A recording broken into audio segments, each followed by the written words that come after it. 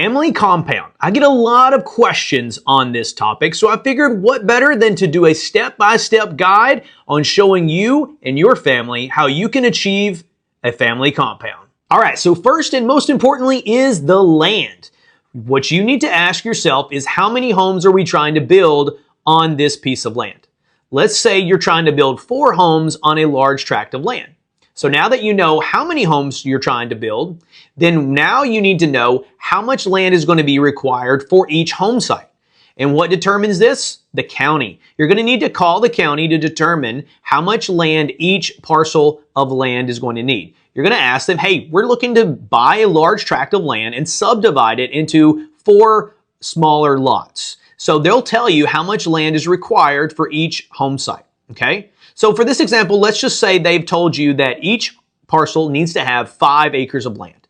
So you're trying to build 4 homes, so that means you need to look for a piece of land that's at least 20 acres or more, okay? So now that you know that, you can get your search on. So now that you've found your piece of land, now what? Well, you're going to make an offer. You and your realtor is going to make an offer and go under contract. But make sure to put a due diligence period inside your offer. What is a due diligence period? Well, this is a period of time in your contract that will allow you to do your testing. The testing is usually going to be needed in order to do your septic locations.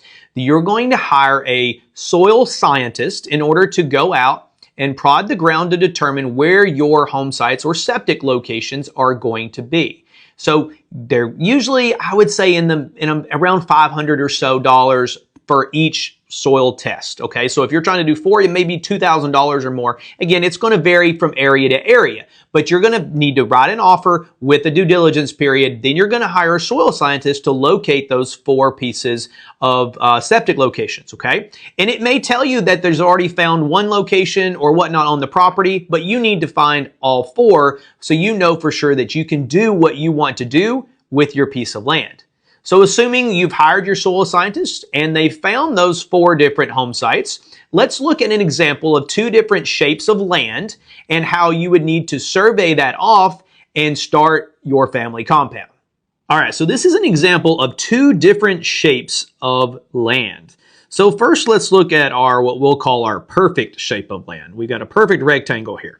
So for this example, your soil scientists went out and they've located, these circles are going to represent the 4 different home sites, okay?